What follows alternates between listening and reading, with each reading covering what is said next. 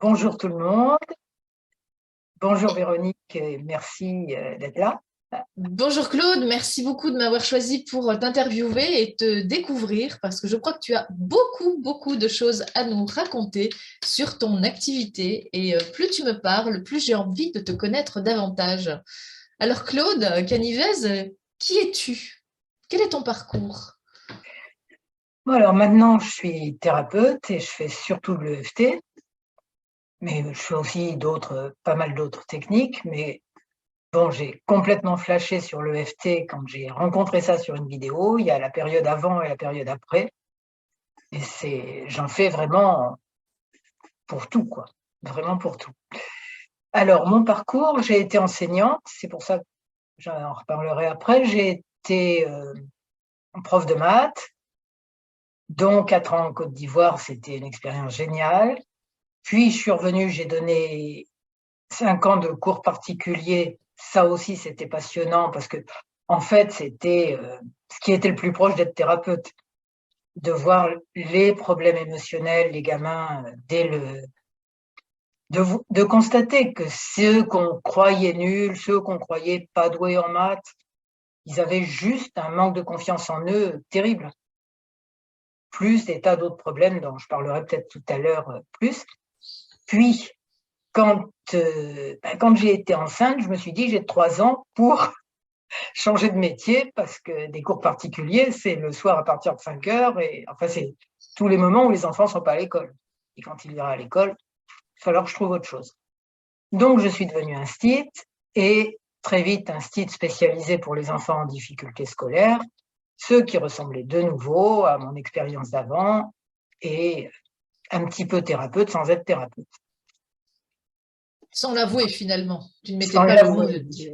mais sans pouvoir aller très loin là-dedans, quoi. Juste prendre conscience de ce qui pouvait coincer, quoi, et remonter le moral aux élèves en même temps que je leur expliquais les contenus pédagogiques. D'accord. Et donc aujourd'hui, tu proposes. Et maintenant, je suis devenue thérapeute. Alors oui, j'ai trouvé l'EFT sur une vidéo. C'était un 1er avril, ça s'oublie pas. Donc 1er avril 2009. Et depuis, j'en fais tout le temps. Et qu'est-ce que je voulais dire là? Je bafouille. Donc, j'étais encore enseignante un peu à ce moment-là. Je ne pouvais évidemment pas parler de FT dans le contexte de l'éducation nationale. Mais après, voilà, je suis devenue juste thérapeute, généraliste, on va dire, pour distinguer les deux casquettes. Je trouve ça passionnant, efficace, magnifique.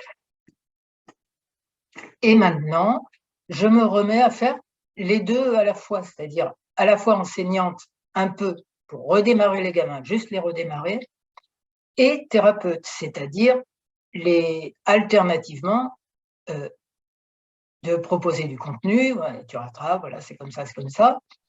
Et dès que je vois que le gamin il se sent mal, hop, un petit peu de FT, même si les maths c'est terrible pour moi, etc. Oui, je précise quand même ce que c'est que le FT. Hein. Le FT, ça veut dire Emotional Freedom Technique, technique de libération émotionnelle, et c'est basé sur des points d'acupuncture qu'on stimule comme ça, simplement en tapotant. Et c'est toujours les mêmes en plus. Donc c'est vraiment très facile à apprendre dans le principe. Pour ça que j'aime bien le moyen mnémotechnique, le FT, c'est enfantin. Vous voyez le truc, chaque syllabe. C'est enfantin et hyper efficace. Mais on peut faire 80% du boulot tout seul. Hein, moi, j'aime bien les trucs qui sont autonomisants. Et pas là pour dire aux gens, ah oui, tu as un gros problème, bon, bah, tu reviens la semaine prochaine. Si tu n'as pas de quoi payer, ben, tant pis pour toi, bonne journée. Non, ce n'est pas le style. D'accord? Donc, c'est très autonomisant. Mais il y a un 20% qui est collé sur notre nez et qu'on est le seul à ne pas voir. Et donc, c'est là, il y a besoin de thérapeute. Parce que quand le problème est trop profond, trop difficile, voilà. Donc en fait, si j'ai bien compris, quand on passe entre tes mains ou entre ses propres mains à soi, eh bien, C'est pas des massages. l'école devient facile. C'est ça? Comment? L'école devient facile. Ouais, je continue peut-être un petit peu sur le côté généraliste et je reviens Vas-y. sur l'école après. Oui. Alors, le côté généraliste, donc comment se déroule une séance, par exemple, ça donne une idée. Je vais chercher avec la personne, enfin, repérer le point à cibler. C'est-à-dire, en général, je demande des objectifs généraux, où les gens disent j'ai pas assez confiance en moi, etc., ou je me dévalorise. Ah oui, on est tous programmés à ça de toute façon. Et après, des objectifs plus précis. Par exemple, quand l'objectif général, c'est je suis timide, j'ai du mal à parler en public. Est-ce que tu as un objectif précis? Ah oui, la semaine prochaine, j'ai une réunion professionnelle et je n'ose jamais rien dire et je suis mal à l'aise comme tout quand je dois prendre la parole. Donc, objectif précis, améliorer ça et l'améliorer vite. Et ça marche. Et donc, on va dire, par exemple, quel est ton stress par rapport à cette réunion de la semaine prochaine? Si le stress est 10 sur 10, il y a un problème. J'aime bien même dire, ça peut aller jusqu'à 1000, 1 million, plus l'infini.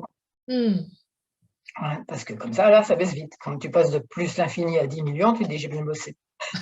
Et après, ça continue à descendre. Voilà. Et donc, les résultats sont rapides, de ce que tu as l'air de dire. Fantastique, vraiment. Parce que ça déprogramme le cerveau émotionnel. C'est ça la fonction. Pour ça que les gens confondent intuitivement avec le MDR, qui a exactement la même fonction, sauf que ce n'est pas la même méthode. Le MDR, je connais pas, je connais juste le principe, on fait changer la direction des yeux et ça déprogramme le cerveau aussi. D'accord. Le FT, c'est des points d'acupuncture. Je précise tout de suite quand même qu'on peut les stimuler mentalement aussi. Là, on fait des gestes bizarres, entre guillemets, qui stimulent chaque fois un point d'acupuncture. On a 14 méridiens, on stimule les 14, plus quelques points bonus.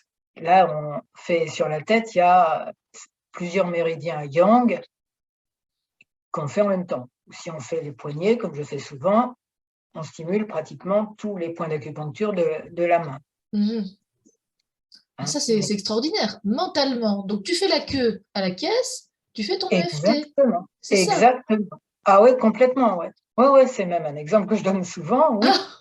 Ou la nuit, tu vois, plutôt que de dire oh, pourquoi il y a tous ces gens-là, là, qu'est-ce qu'ils fichent là? Ben, chose que toi en même temps. Ouais. Même si ça m'énerve tellement d'attendre, et puis tu fais ça mentalement. D'accord. Donc tu reçois à la fois des adultes et des enfants scolaires. Et des enfants, je vais en parler après. Oui. Et pour les adultes, alors, est-ce que tu as encore d'autres choses à dire sur le fonctionnement le fonctionnement des adultes? Combien de fois ils reviennent? Est-ce qu'ils ont du travail à faire chez eux entre deux séances? Oui, parce que j'en vois, donc on cible pour avoir juste le FT sur ce qu'il faut. Oui. Et là, j'enregistre et j'envoie le MP3. Et j'envoie aussi le fichier où j'ai pris des notes pendant la séance. Parce que comme ça, c'est moi qui bosse et eux, ils peuvent rester complètement concentrés dessus et pas avoir à prendre des notes eux-mêmes, très peu.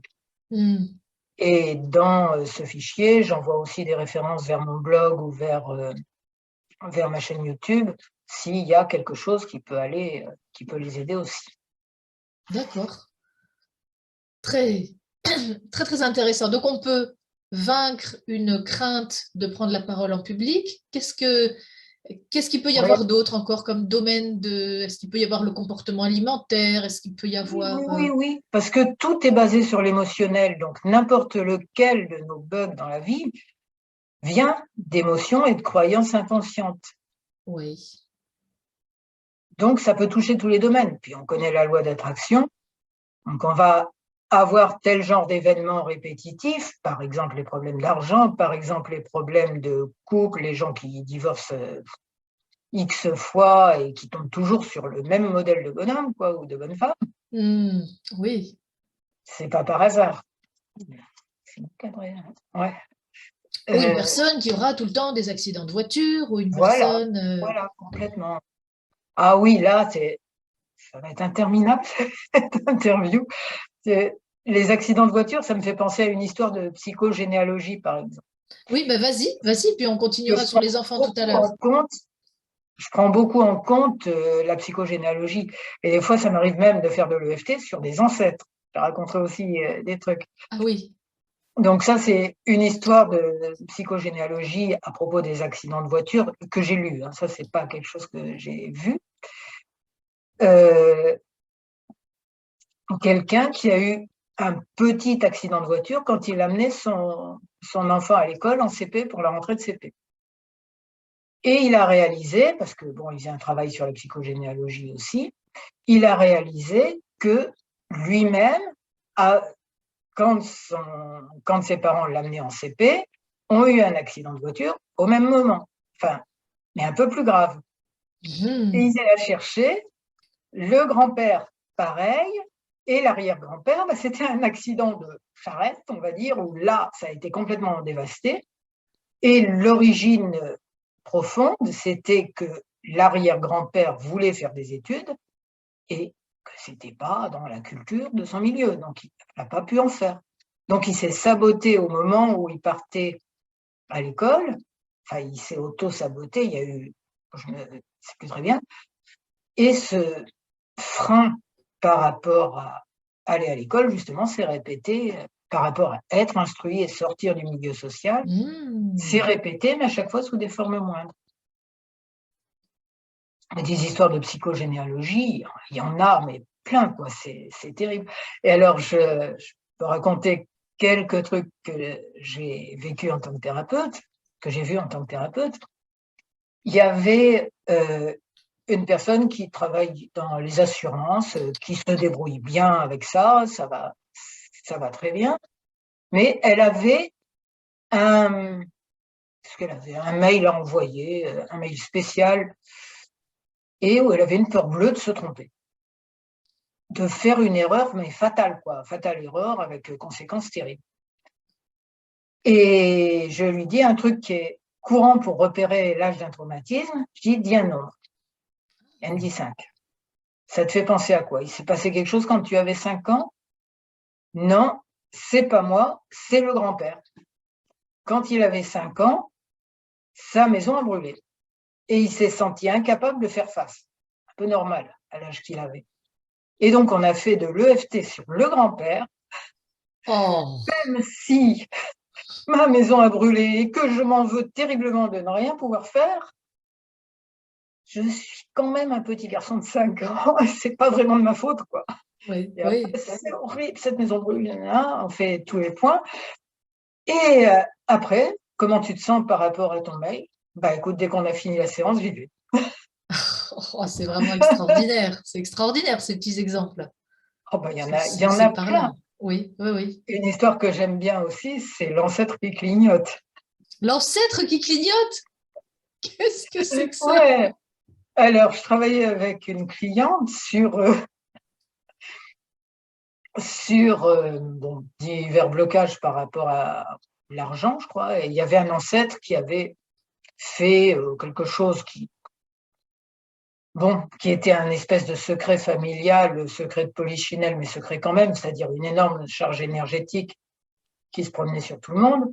Et elle hésitait entre travailler sur ça, enfin on hésitait entre travailler sur ça pendant cette séance ou sur un autre problème. Et là, il s'est mis à y avoir des éclairages, mais bizarres dans la maison. Je dis, attends, tu as une ampoule qui est en train de griller ou quoi? Oui. On regarde, elle dit, non, c'est pas ça. Puis ça faisait un peu ampoule qui grille, mais pas tout à fait, quoi. Ça clignotait, quoi. Toute la pièce clignotait. Et qu'est-ce qui se passe? Et intuitivement, on ressent que c'est l'ancêtre qui voulait passer tout de suite, quoi. Je dis, attends, ça fait 1 siècle et demi que j'attends.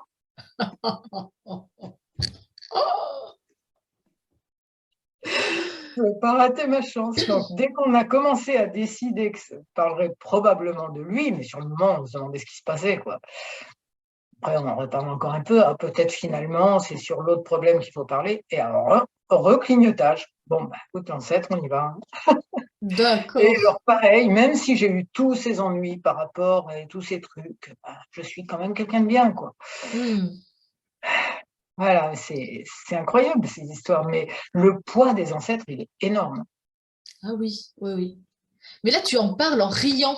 Mais je pense que les gens qui sont en face de toi ne rient pas toujours parce que c'est lourd. Et comment est-ce qu'on va concilier le rire et les larmes finalement? Comment est-ce que tu y arrives? Oui. Non, mais là, parce que c'est tellement tellement hallucinant, ces histoires. Ce qui me fait peut-être rire, c'est le paradoxe entre nos croyances habituelles, justement, sur les ancêtres, oui, ok, c'est fini, et des histoires pareilles. Mais évidemment que quand les gens ont un problème, je ne vais pas me marrer en même temps, hein, c'est évident. Et ça ne me donne pas envie de me marrer non plus. Et des fois, voilà, c'est empathie normale, quand même, il ne faut pas exagérer. Mais quand on fait l'EFT, ou même à certains moments, mais surtout pendant l'EFT, il sort des trucs tellement énormes. C'est nos programmations, donc il faut que j'explique un peu plus sur l'EFT.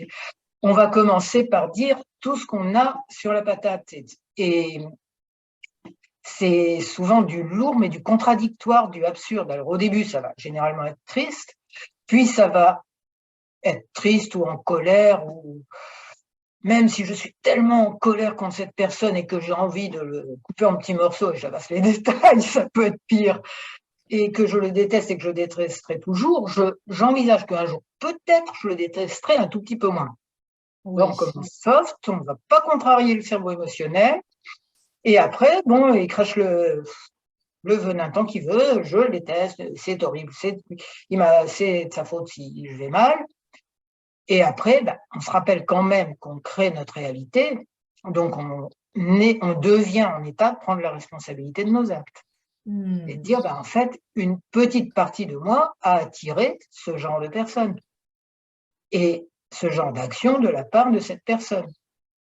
Et tout ça en continuant à tapoter. Et une partie de moi a créé ça, bon, parce que qu'est-ce que je vais apprendre à travers tout ça? Comment je peux transmuter tout ça, hein, au sens alchimique? Comment je peux faire de l'or avec ce plomb? Oui. Et après tout, je peux peut-être voir les choses autrement. Peut-être que finalement, s'il a fait ça, c'est parce qu'il était super blessé lui-même, etc., etc. Voilà.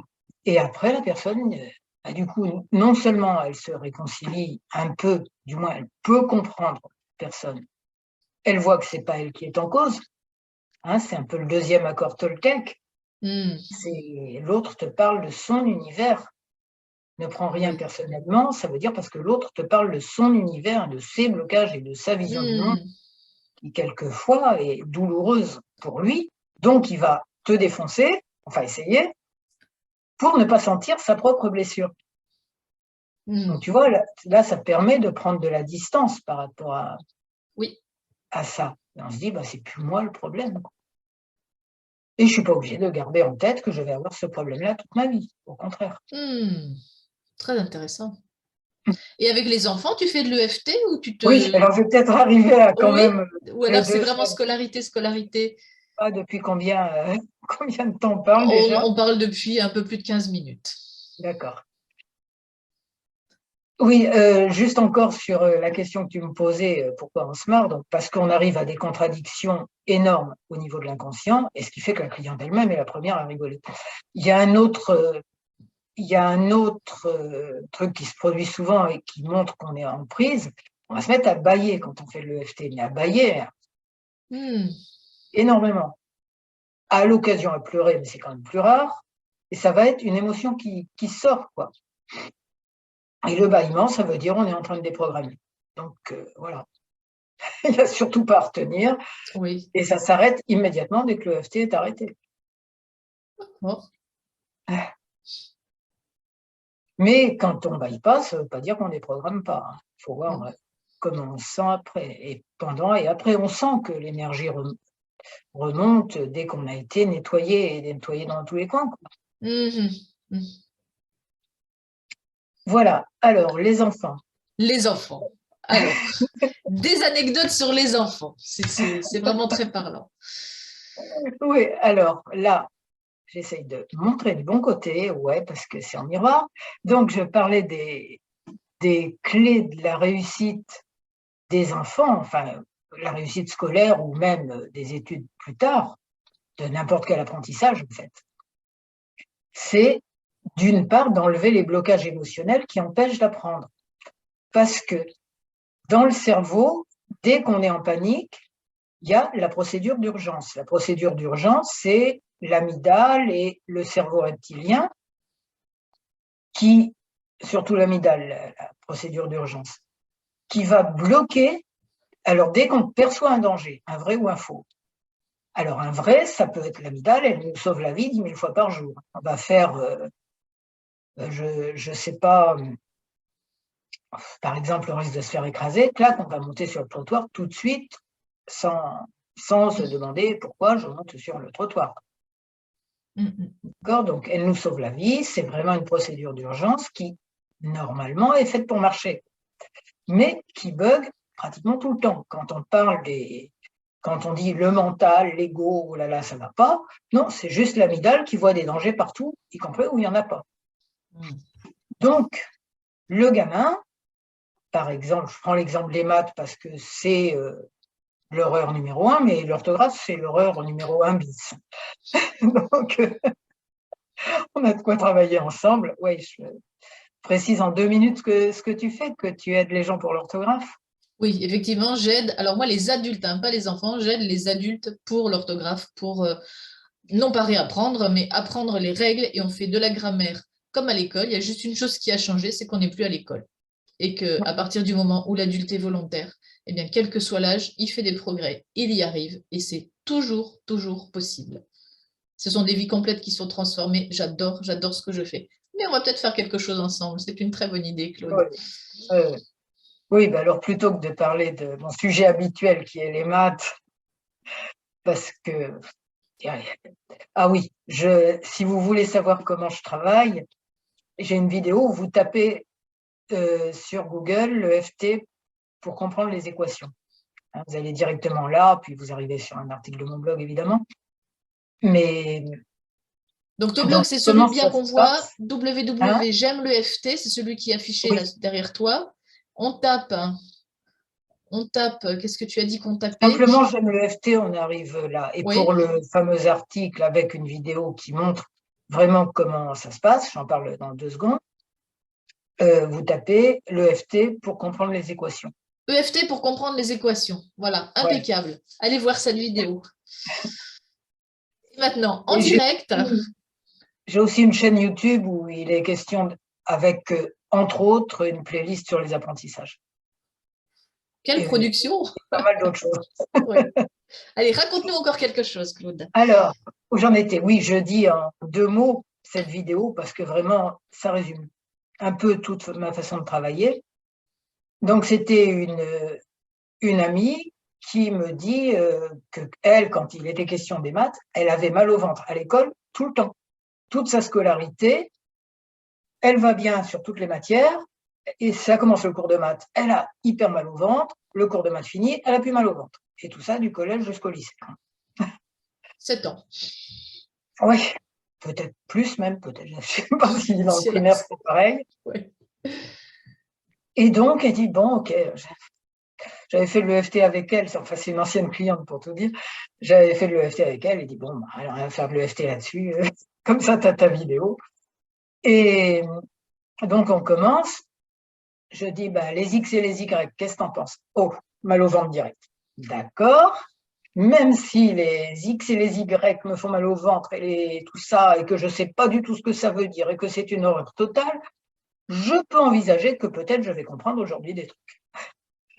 Donc, 5-10 minutes de FT là-dessus, pour ouvrir les portes. Parce que c'est fermé, quoi. Le cerveau émotionnel, il perçoit les maths ou l'orthographe ou je ne sais quoi comme un danger, il ferme tout. Donc, allez comprendre. Ah oui, ce qui est quand même important, c'est que quand l'amygdale passe en action, la logique et l'intuition sont verrouillées. Alors, allez-y faire quelque chose d'intelligent dans ces conditions-là. Le pauvre gamin, et c'est vraiment une horreur, il passe des heures de sa semaine à faire un truc auquel il ne comprend rien, pour lequel il se sent de plus en plus nul ou de plus en plus... voilà, quoi, il est en panique totale. Alors après, bah, vous voyez, c'est le cours de maths, mal au ventre. C'est le cours de maths, je ne comprends plus rien. Et à partir de là, on se demande pourquoi, ou ils ne disent rien, ils dorment, ou ils discutent avec les copains parce qu'au moins ils se sentent mieux, ou ils fichent un bazar monstre, histoire de montrer que c'est quand même eux les chefs.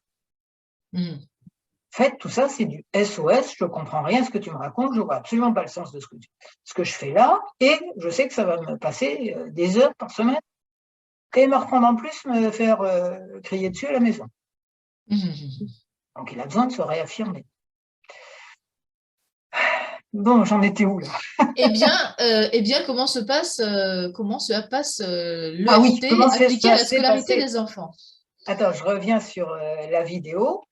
Donc, à partir de là, elle commence à comprendre. Enfin, je donne une mini équation au niveau maternel, c'est-à-dire un petit dessin plus 1 égale 3. Qu'est-ce qu'il faut mettre à la place du petit dessin pour que ça marche? Oui. Ça va, on y arrive. Si je mets X à la place du petit dessin, le mal au ventre n'était pas loin de revenir quand même. Enfin, non, là, ça allait encore. Bah, je mets X, ah bah oui, c'est ça. Et après, on continue, les équations, ben oui, les inconnus, déjà, j'aime pas le mot, j'aime pas tout ça. Puis alors, de pire en pire, je dis, les équations, c'est des phrases qui sont tantôt vraies, tantôt fausses, et il faut quand même vérifier qu'elles aient un sens. Hein. Si tu mets X plus un cercle, ça ne veut rien dire. D'accord? X plus un cercle égale un carré, ça ne veut rien dire. Donc, ça ait un sens. Et là, elle dit, oh là là, entre les X, les inconnus et les trucs qui n'ont pas de sens, je flippe, on fait le EFT. Donc, on a refait le EFT et ça, on a pu continuer. D'accord. Donc voilà, c'est ça, c'est une alternance de connaissances concrètes et de EFT, dès que ça passe plus. Et les enfants, ils se disent pas, mais elle est bizarre celle-là, elle me fait faire des trucs comme ça. Comment ils te voient? Parce que c'est En vrai général, je préviens les parents d'abord. Mais finalement, les enfants sont peut-être plus ouverts que les parents. Oui, oui, mais enfin, quand ils voient que les parents se disent, elle n'est pas complètement barrée, ça va, Oui. quoi. Déjà, elle n'est pas comme la maîtresse, elle me fait me taper. Et puis, bah, elle écoute, quoi. Je veux dire, c'est parce Oui. qu'en classe, mais en même temps, bon, j'ai été enseignante, hein, je vois bien qu'en classe, on ne peut pas faire pareil, c'est évident. On peut faire de l'EFT en classe. Hein. Il y a eu des expériences qui marchent très très bien, qui changent complètement l'atmosphère de la classe. J'ai un article qui s'appelle justement l'EFT, c'est enfantin, où je prenais tous les exemples que je pouvais trouver sur Internet de EFT appliqués en classe. Et ça marche vraiment. Et là, tu le fais par Zoom. Ouais. Et Oui, par oui, Zoom, ça marche très bien. ça marche aussi. Ça marche aussi. Ce que je fais, c'est de redémarrer. Hein. Si c'est quelqu'un en troisième ou en seconde, je continue encore sur les maths, si c'est quelqu'un en seconde qui a énormément de trucs à rattraper, donc je fais en sorte qu'ils comprennent le principe parce que ils ont tous les mêmes problèmes avec les maths. Ils n'ont pas compris ces fameux X et Y qui en fait sont des variables et permettent d'écrire de façon simple des choses qui autrement étaient horriblement compliquées. Bon, juste un exemple très très vite, la fameuse formule des identités remarquables, a plus b au carré égale, etc.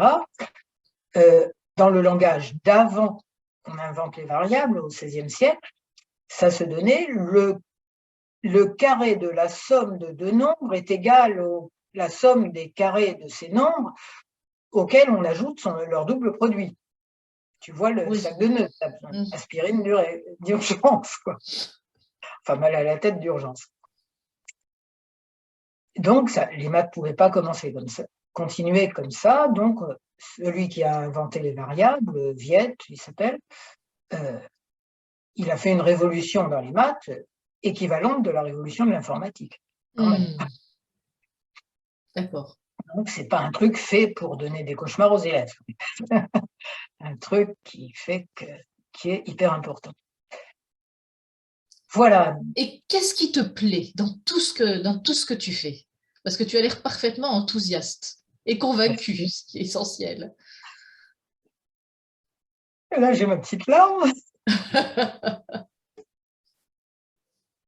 qui me plaît, c'est que les gens aient mieux, tout simplement. Quand tu vois les gens se transformer et quand tu vois leur vie qui se transforme, comme toi, tu disais, c'est magique. Et ça, ils doivent le sentir. Alors, où est-ce qu'on peut te... Est-ce que tu... Bon, je pleure facilement. Hein. Oui. Je rigole facilement. C'est bien, comme ça, au moins en séance, vous êtes deux. Hein. Vous êtes deux à rire, vous êtes deux à pleurer, finalement. J'essaie de ne pas trop pleurer en même temps qu'elle, mais ça arrive quand même que, oh là là. Est-ce que tu voudrais rajouter quelque chose avant qu'on voit qu'on termine sur la façon dont te joindre? Je peux raconter encore, Ah je sais pas, oui, encore. des petites histoires, puis parler de l'orthographe quand même, parce que. Alors, dire aussi où j'arrête, moi, mon boulot, et où celui des autres commence, peut-être le tien si on fait des partenariats. Mhm. Donc, en maths, je disais, donc je vais commencer à décoincer le truc, à faire que les mômes commencent à savoir de quoi ils parlent et où est le sens de ce qu'ils font, parce que les maths, on dit ça en logique, mais à condition qu'on ait compris. Si on n'a pas compris, c'est tout sauf logique, c'est abêtissant, c'est angoissant, c'est tous les défauts possibles. Abêtissant, vraiment. Ils répètent des trucs qu'ils ne comprennent pas ce que c'est. Oui. Donc, dès qu'ils ont compris ce qu'ils font, je continue quelques séances pour qu'ils sachent l'appliquer tout seuls à tout ce qu'ils vont apprendre d'autre, parce que toutes les formules mathématiques, c'est exactement le même principe. C'est une phrase avec des X et des Y, ou des A et des B, ou tout ça, des variables, ça s'appelle. C'est une phrase qui dit, voilà, telle chose est vraie dans telle condition. C'est tout. Si tu n'as pas compris que les maths, c'est que des trucs comme ça, ben, tu ne comprends rien. Si tu as compris ça, ben après, on te parle de ce que tu veux, des équations du second degré, des vecteurs, des logarithmes et tout ça, ben c'est toujours la même chose. À quelles conditions cette phrase est vraie? Et à partir de là, tu l'utilises pour des démonstrations. Enfin, il y aurait à en parler pendant des heures, mais de ce que ça peut apporter les maths une fois que c'est bien compris, et de l'importance de passer du brouillard total. Il y avait une maman d'élève qui me dit, pour ma fille, c'est un champ de mine, un cours de maths. C'est pire que le brouillard. Ah, c'est pire que le brouillard, oui. Oui. Oui. Mais sauf que quand tu as des examens dont ta vie dépend plus ou moins, enfin ton avenir dépend vraiment et que tu les fais dans le brouillard, t'es préparé. C'est vrai. Et pareil pour l'orthographe. Alors, je raconte quelques petites histoires d'orthographe, si tu veux. Bien sûr. J'ai un article, ça s'appelle Méchant pluriel, vous pouvez le chercher, et ça parle à la fois d'orthographe et de maths, mais c'est la symbolique des apprentissages. Et il y a souvent des gens, ils oublient les marques du pluriel. Ils oublient les marques du pluriel parce que, enfin, une cause, il peut y en avoir 50 autres. Je ne dis jamais tel symptôme, telle cause. Je dirais plutôt tel symptôme, telle piste probable où on va chercher en premier. Et donc, c'est souvent, j'ai été très bien quand il n'y avait pas les petits frères et les petites sœurs, ils sont arrivés, ça va plus. Donc, singulier, c'est bien, pluriel, pas bien. Ou encore, je ne suis pas forcément le premier de la famille, mais je n'arrive pas à trouver ma place. Il y a trop de monde, donc je barre le pluriel. Intéressant. Et la dyslexie aussi. La dyslexie, c'est les lettres qui se brouillent. Ça peut être dû à une peur énorme. Et la dyslexie, ça peut se résoudre en 1 ou 2 séances de FT aussi. J'en ai pas l'expérience directe, mais je sais que ça s'est fait. Parce que quand cette peur se résout, tout va bien.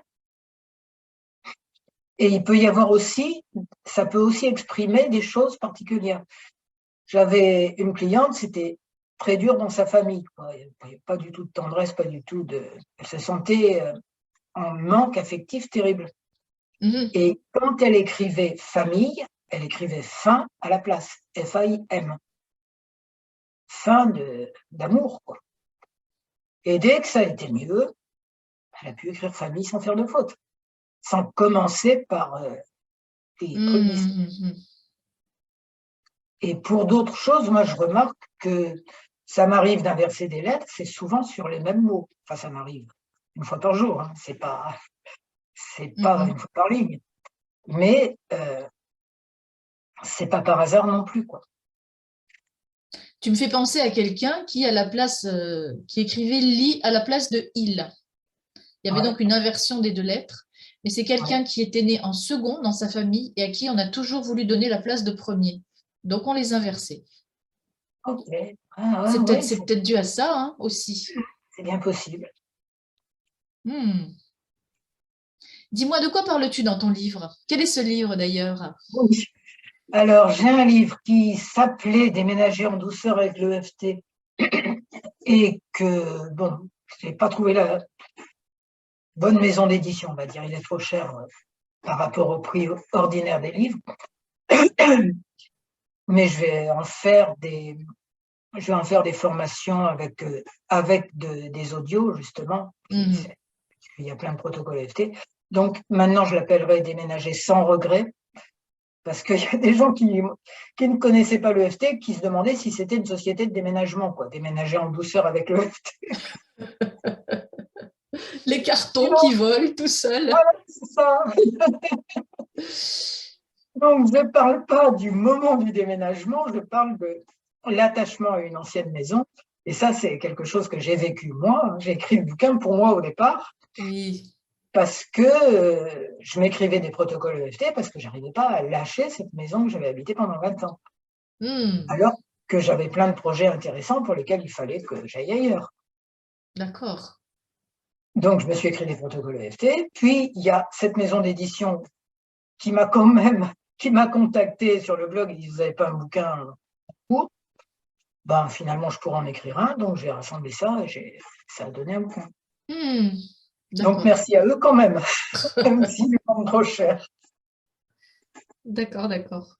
Je crois qu'on va bientôt terminer cet entretien. Oui, À ça va regret, paraître. j'ai l'impression que tu as plein de choses à dire, Ah donc on oui, peut en faire un oui, oui, oui. deuxième, on peut en faire un autre. Non, mais voilà, qu'est-ce que je peux oublier d'autre? Alors oui, je commence à dire des trucs puis je les finis pas. Euh, En maths, quelqu'un qui est en seconde, qui se décoince, il a besoin de quelqu'un d'autre pour continuer à accélérer le rattrapage. Et Hmm. en orthographe, ben, si je, si je vois des gens, enfin des adultes, qui sont bloqués vis-à-vis de l'orthographe, ah oui, il faut que je raconte quand même une ou deux histoires d'orthographe, ben, je te les enverrai pas, bien sûr.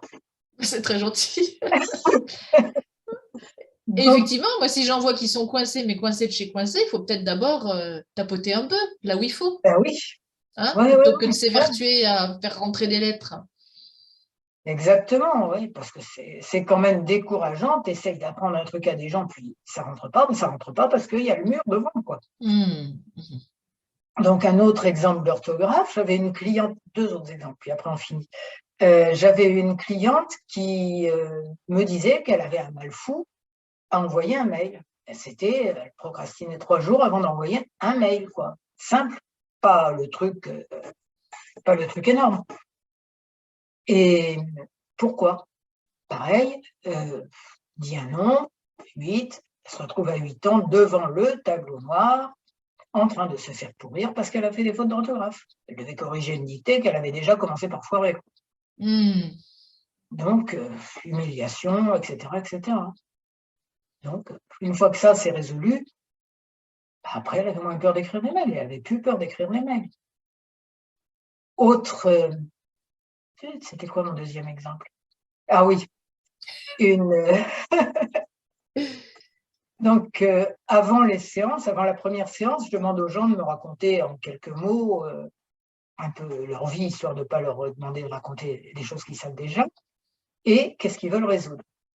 Et elle m'écrit un mail sans faute d'orthographe, sauf 3 lignes, ou alors là, il y en avait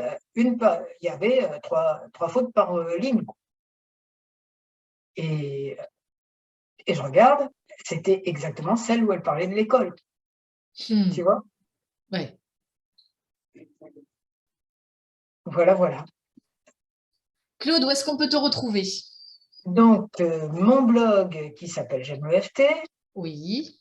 donc www.j'aime en un seul mot, J-A-I-M-E, point, C'est un point ou c'est un tiret? Non, ça doit être un tiret hein, que je vois. oui, oui, Tiret du 6, left, hein. ça fait très bizarre, oui, Ça fait left. ouais. Très bien. Donc, tu as Et une chaîne YouTube aussi. une chaîne YouTube aussi, parce que, oui, j'ai une chaîne YouTube. Et quand les gens ne savent pas ce que c'est que l'EFT, ben, c'est un très bon moyen d'apprendre parce que là, j'en fais plein Oui. sur plein de sujets différents. Et il y a des playlists, dont une sur les apprentissages et sur plein d'autres sujets, la situation actuelle, la situation actuelle et l'éveil de l'humanité, ça va ensemble, Mhm. les blocages émotionnels et plein d'autres choses. Bon, donc ce que je retiens, c'est que déjà que tu es une personne passionnante, que tu es passionnée par ce que tu fais, que tu obtiens des résultats rapidement pour peu que les personnes viennent te voir. Et aussi bien d'un point de vue scolaire que d'un point de vue comportement dans la vie des enfants, des jeunes et des adultes. Oui, juste un truc encore, je précise, j'ai parlé des maths en collège ou en Oui, lycée, mais je travaille aussi, j'ai été institut spécialisé pour des enfants en difficulté, donc je travaille aussi avec des petits et ça marche aussi avec simplement le tableau noir ou des fichiers Word. donc 7 Pareil à pour un 77 ans, ça redémarrage. c'est bon ou avant 7 ans? Voilà, encore plus, hein. Oh, d'accord. Tu sais à quel âge il est mort, Hervé? Celui qui a écrivé les Tintins? Hergé, celui qui a Non, écrivé non, 77 ans. Donc ce slogan, il est un peu triste. ok.